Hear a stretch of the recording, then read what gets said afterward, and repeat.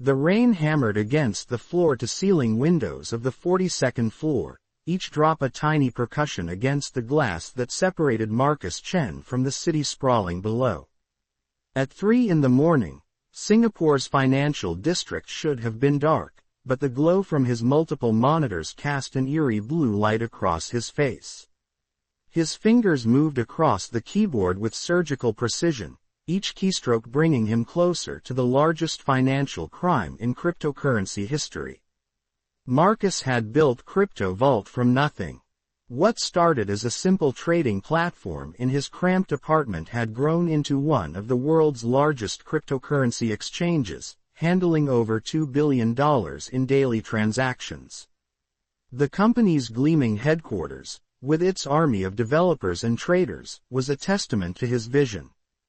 But tonight, none of that mattered. Tonight, Marcus Chen was about to disappear. The plan had taken 18 months to perfect. Every detail had been calculated, every contingency planned.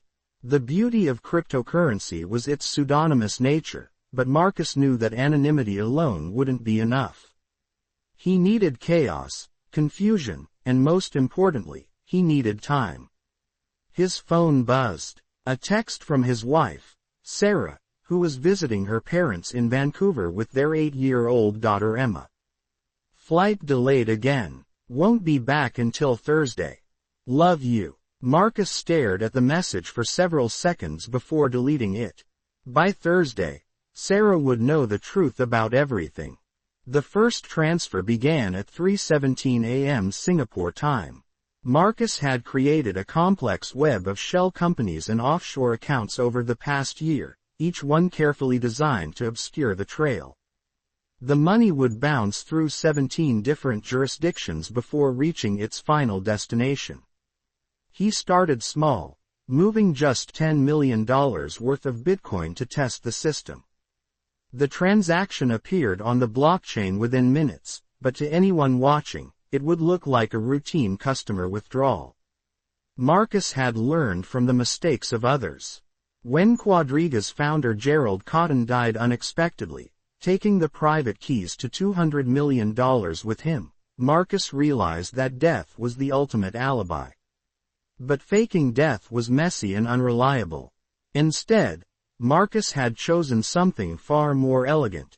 He would simply vanish in plain sight. The second wave of transfers began at 4:22 a.m. This time, $50 million in Ethereum moved through a series of privacy coins and decentralized exchanges. Marcus had spent months building relationships with over-the-counter traders in countries with weak financial oversight. Each trader would handle a piece of the puzzle, never seeing the full picture. By 5:30 a.m., as the first hints of dawn began to creep across the Singapore skyline, Marcus had moved nearly $200 million. But he was just getting started. The brilliant part of his plan wasn't just the theft itself, it was the timing. CryptoVault's automated systems would continue operating normally for several days. Customer deposits and withdrawals would process as usual, masking the missing funds until it was too late. Marcus had built backdoors into every system, allowing him to manipulate the exchange's reported reserves without triggering any alarms. At 6:45 a.m., Marcus received an encrypted message on a secure communication app. Package delivered to Bangkok. This was the signal he'd been waiting for. His new identity, complete with passport, bank accounts, and a fully documented background, was ready. The man who had created this identity was a master forger who specialized in helping criminals disappear. For $2 million, he had crafted a perfect new life for Marcus in a country that didn't extradite financial criminals. The next phase required perfect timing. Marcus opened his laptop and began executing a series of automated scripts he'd been programming for months. These scripts would continue moving money even after he left the building, creating the illusion that he was still at his desk working. The transactions were designed to look like routine exchange operations, maintaining the facade until the very last moment. As the sun rose over Singapore, Marcus began the largest single transfer of the night. $350 million in various cryptocurrencies began flowing through his carefully constructed network. This wasn't just theft, it was a masterpiece of financial engineering. Every transaction was technically legal within the exchange's terms of service. Every movement of funds could be justified as operational necessity. At 8:15 a.m., Marcus sent an email to his management team. Working from home today, feeling under the weather. Handle all urgent matters as usual. It was the last communication anyone would receive from Marcus Chen as CEO of Crypto Vault. The taxi to Changi Airport was uneventful. Marcus carried only a small backpack containing his laptop, a change of clothes, and a single hardware wallet containing $50 million worth of cryptocurrency. Everything else he would need was waiting for him at his destination. The flight to Bangkok was delayed by 30 minutes, but Marcus felt no anxiety. His automated systems were still moving money, still maintaining the illusion of normal operations. By the time anyone realized what had happened, he would be untouchable. What Marcus didn't know was that Sarah had decided to come home early. Her father had suffered a minor heart attack, and she wanted to be close to familiar doctors and hospitals. She had booked a red-eye flight from Vancouver and would arrive at their Singapore apartment just as Marcus's plane was taking off. Sarah found the apartment empty but not unusual. Marcus often worked through the night during volatile market periods. But something felt wrong. The coffee maker hadn't been used, Marcus's running shoes were still by the door, and his lucky pen, the one he never left without, was sitting on his desk. She called his office, but his assistant said he was working from home. When Sarah called his personal phone, it went straight to voicemail. That's when she noticed his laptop bag was gone, but his work computer was still on his desk. Meanwhile, 35,000 feet above the South China Sea, Marcus was reviewing the final phase of his plan. Once he landed in Bangkok, he would take a bus to the Myanmar border, where a contact would help him cross illegally. From there, he would make his way to a small coastal town where he'd purchased a property under his new identity. The house had everything he needed: high-speed internet, multiple escape routes, and most importantly, no extradition treaty with Singapore. But Marcus had made one critical error in his planning. In his obsession with cryptocurrency movements and offshore accounts, he had forgotten about the most basic form of digital tracking: airline records. Sarah's call to the police at 2 p.m. Singapore time set everything in motion. Detective Inspector Raj Patel of the Commercial Affairs Department was initially skeptical. Successful businessmen disappeared for many reasons, most of them innocent. But when Sarah mentioned that Marcus had been acting strangely for months, taking secret phone calls and working late into the night, Patel decided to investigate. The first red flag came when Patel checked Marcus's credit card records. A purchase at Changi Airport just hours after Marcus had supposedly called in sick. The second red flag was more serious. Marcus had withdrawn his maximum daily cash limit every day for the past 2 weeks, building up a substantial amount of untraceable currency. By 4 p.m., Patel had obtained a warrant to examine CryptoVault's financial records. What he found shocked even his experienced team. The exchange's cold storage wallets, which should have contained over $800 million in customer funds, were nearly empty. The next 12 hours would later be called the Great Crypto Hunt, as law enforcement agencies across 3 continents scrambled to track Marcus and his stolen fortune. Interpol issued a red notice. The FBI froze every bank account connected to Marcus or his known associates. The Singapore Monetary Authority shut down CryptoVault's operations and began the process of unwinding the exchange. But Marcus was already 3 steps ahead. By the time authorities realized what had happened, he was sitting in a small cafe in Yangon, Myanmar, watching the news coverage of his own crime on a borrowed phone. The headlines were everything he had hoped for. Crypto CEO vanishes with $500 million, largest exchange theft in history, customers face total loss. What happened next shocked the crypto world. Instead of laying low and enjoying his stolen fortune, Marcus began moving money again. But this time, he wasn't hiding it. He was flaunting it. Large transactions began appearing on public blockchains, each one clearly linked to the crypto vault theft. Marcus was sending money to cryptocurrency addresses that spelled out messages when converted to text. The first message was simple: "You can't catch what you can't see." The second was more elaborate: "Your security was always an illusion." Detective Inspector Patel realized he wasn't dealing with a simple theft. This was psychological warfare. Marcus wasn't just stealing money, he was making a statement about the fundamental vulnerabilities of the entire cryptocurrency ecosystem. The breakthrough came from an unexpected source.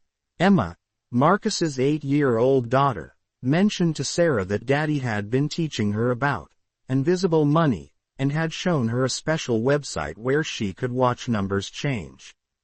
When Sarah investigated Emma's browser history, she found that Marcus had been accessing his hidden systems from their home computer, leaving digital breadcrumbs that he thought no one would notice.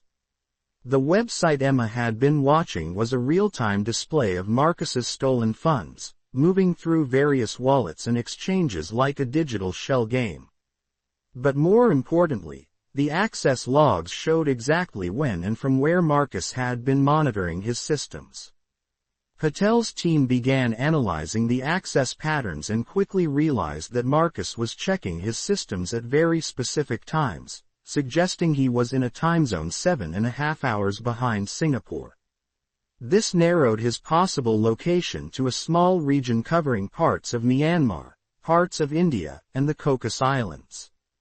But Marcus had one more surprise planned.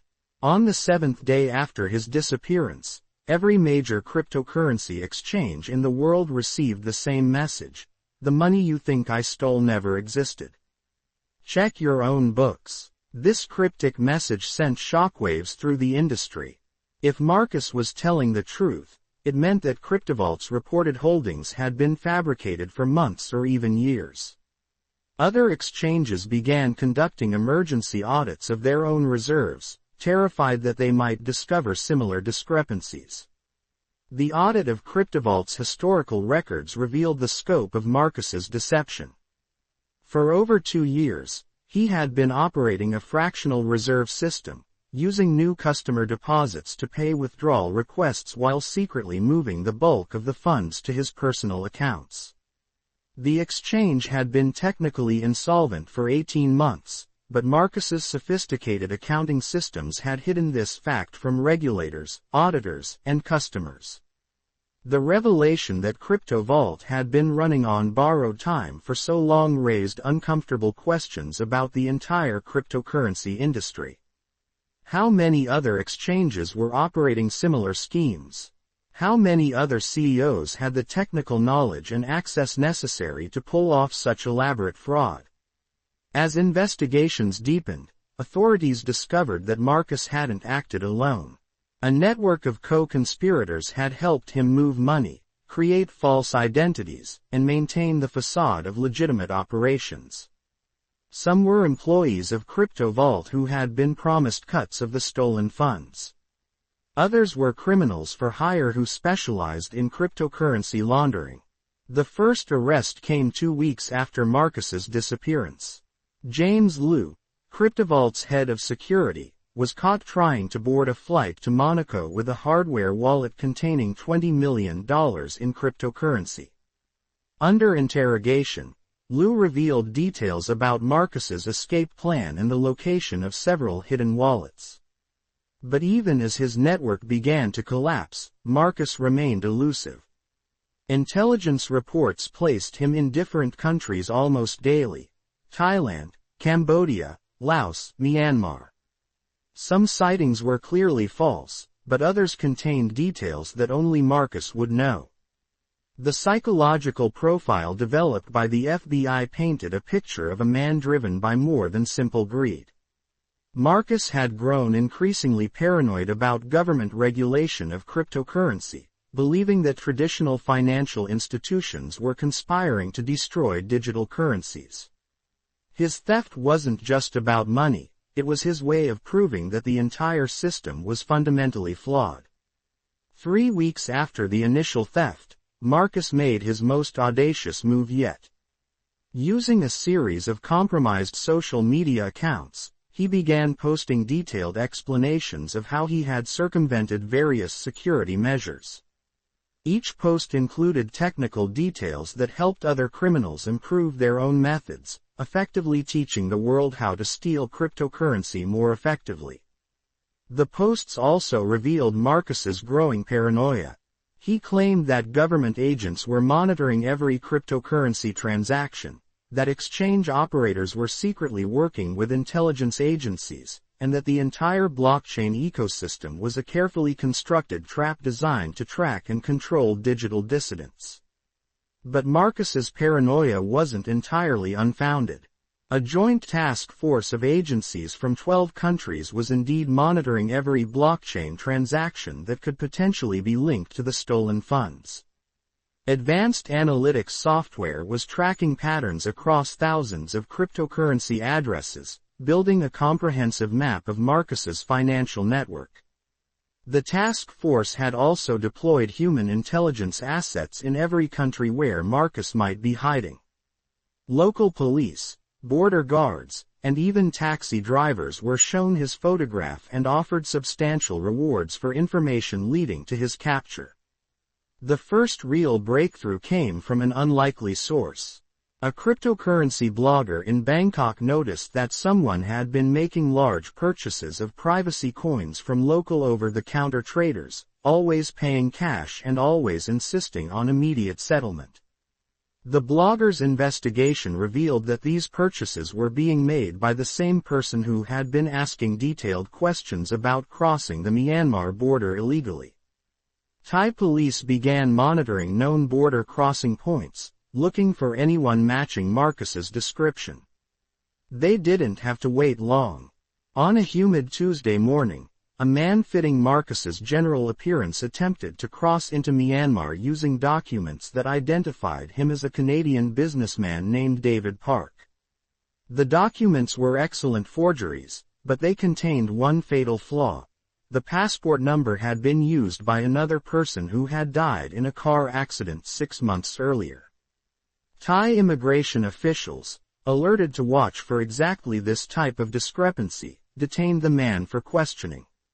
When confronted with evidence of his true identity, Marcus initially maintained his cover story. He claimed to be David Park, insisted he had never heard of CryptoVault, and demanded to speak with the Canadian embassy. But when investigators showed him photographs of his wife Sarah and daughter Emma, his composure finally cracked. The confession that followed revealed the full scope of Marcus's planning and the psychological toll of his crimes. He had spent months preparing for his disappearance, studying the techniques used by other financial criminals and learning from their mistakes. But he hadn't anticipated the emotional cost of abandoning his family and living as a fugitive. Marcus revealed the locations of hidden cryptocurrency wallets containing over $300 million in stolen funds. But he also dropped a bombshell that sent shockwaves through the cryptocurrency industry. CryptoVault wasn't the only exchange operating with fabricated reserves. Marcus claimed to have evidence that at least 6 other major exchanges were running similar fractional reserve schemes. The evidence Marcus provided led to investigations of exchanges in South Korea, Japan, Malta, and the Cayman Islands. 2 of these exchanges voluntarily shut down before investigators could complete their audits. A third was found to be missing over $100 million in customer funds. But the most shocking discovery came when investigators examined Marcus's personal cryptocurrency holdings from before he founded CryptoVault. The analysis revealed that Marcus had been involved in cryptocurrency crime for far longer than anyone suspected. Blockchain forensics linked him to at least 12 different theft schemes dating back to 2015, suggesting that CryptoVault itself had been built using stolen money. The trial of Marcus Chen became a landmark case in cryptocurrency law. For the first time, a court was forced to grapple with the complex technical and legal questions surrounding blockchain-based crimes. Expert witnesses explained concepts like private keys, multi-signature wallets, and decentralized exchanges to judges and juries who had little understanding of the technology. Marcus's defense team argued that cryptocurrency regulation was so unclear that their client couldn't have known his actions were illegal. They claimed that the fuzzy boundaries between personal and customer funds on cryptocurrency exchanges made it impossible to determine whether Marcus had actually stolen anything. The prosecution countered with a simpler argument. Marcus had taken money that didn't belong to him, used sophisticated technical methods to hide his crimes, and caused substantial harm to thousands of victims. The complexity of the technology didn't change the fundamental nature of the crime. The victim impact statements were devastating.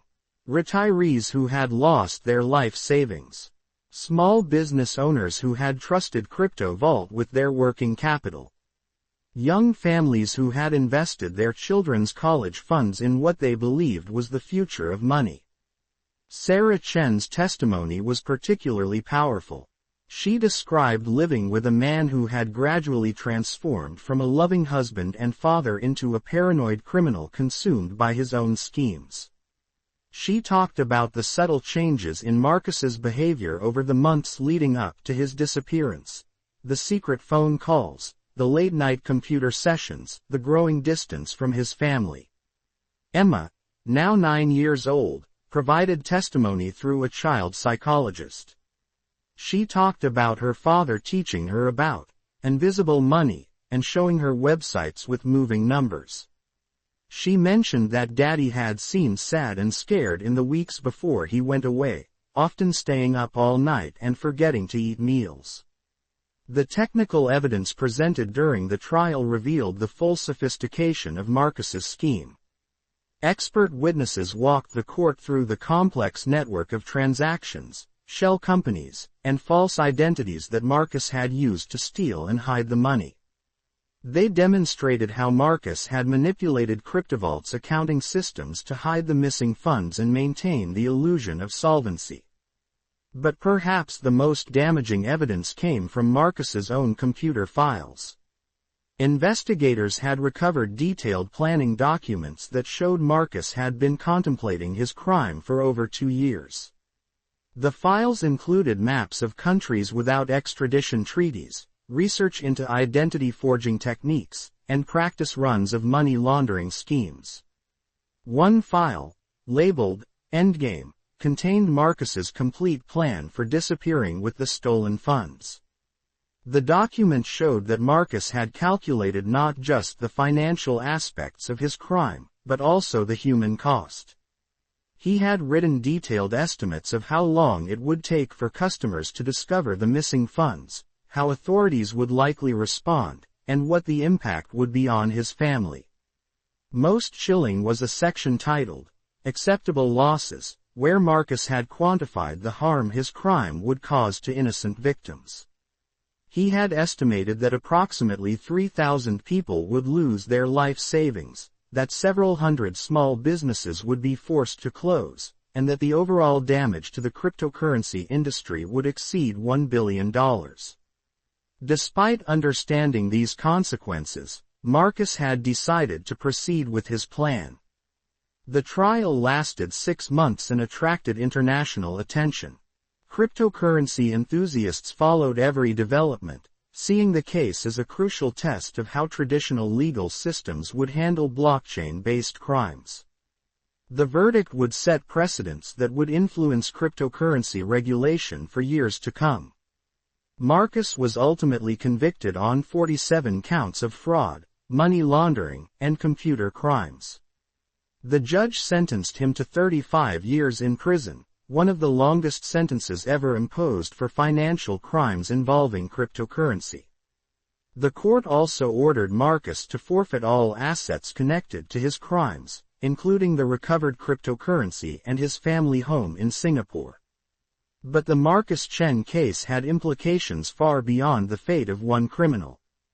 The investigation had revealed systematic problems in how cryptocurrency exchanges operated and how they were regulated.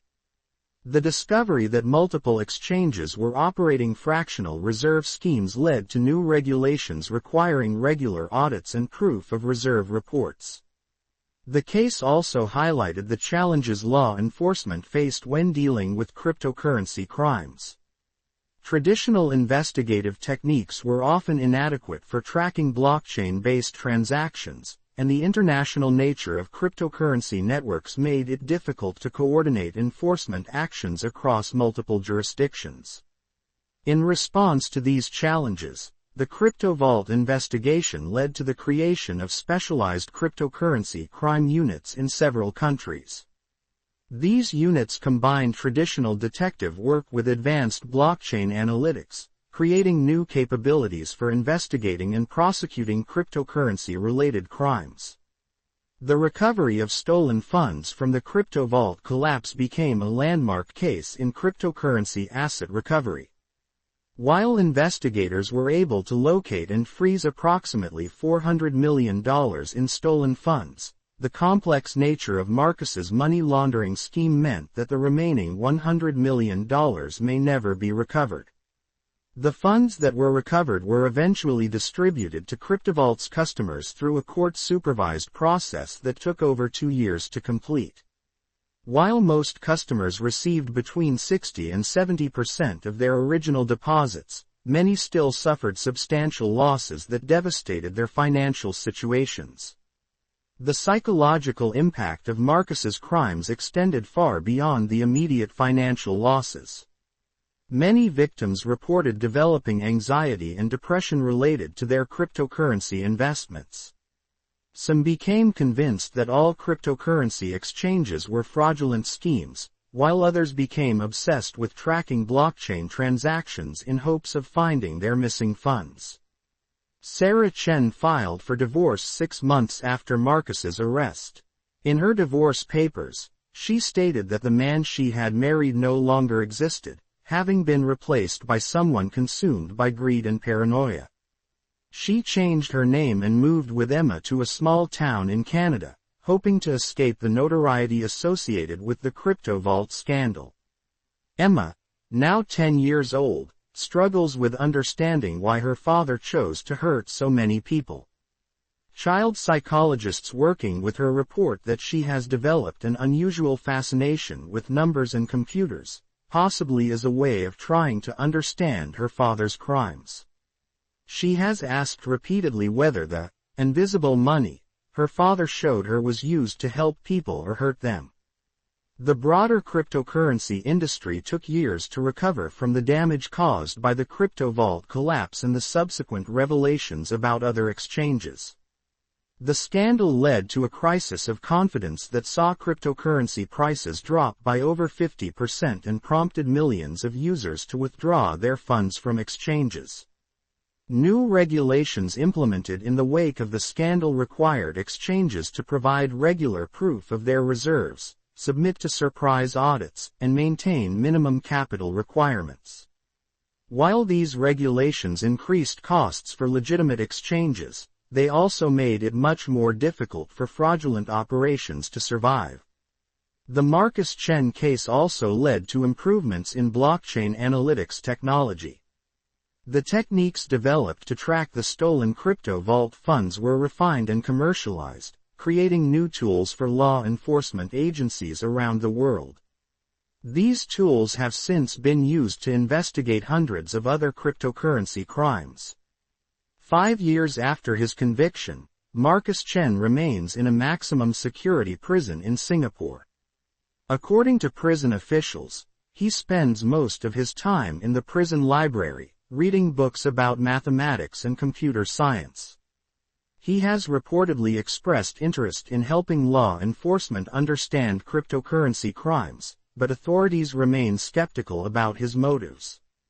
Recent blockchain analysis has revealed that small amounts of cryptocurrency continue to move from wallets associated with the crypto vault theft, suggesting that Marcus may have hidden additional funds that have never been discovered. However, these transactions could also be the work of co-conspirators who were never identified or prosecuted. The impact of Marcus's crimes continues to ripple through the cryptocurrency world. Every new exchange hacker exit scam is compared to the crypto vault collapse, and regulators point to the case as justification for strict oversight of cryptocurrency businesses. The phrase, "not your keys, not your coins," became a rallying cry for cryptocurrency users who learn not to trust exchanges with their funds. But perhaps the most lasting impact of the Marcus Chen case is the recognition that cryptocurrency crime requires new approaches to investigation and prosecution. The techniques developed during the Crypto Vault investigation have become standard tools for law enforcement agencies, and the legal precedents set during Marcus's trial continue to influence how courts handle cryptocurrency-related crimes. The story of Marcus Chen serves as a cautionary tale about the dangers of unchecked power in the cryptocurrency world. His transformation from innovative entrepreneur to international criminal demonstrates how the pseudonymous nature of cryptocurrency can enable massive financial crimes while making it nearly impossible for victims to recover their losses. Today, the building that once housed CryptoVault's headquarters stands empty, its floors of computer servers and trading desks replaced by dust and silence. A small plaque in the lobby commemorates the victims of Marcus Chen's crimes, serving as a reminder that behind every cryptocurrency transaction are real people whose lives can be destroyed by those who abuse the technology's power. The rain still falls against the windows of that 42nd floor, just as it did on the night Marcus Chen decided to steal $500 million and disappear.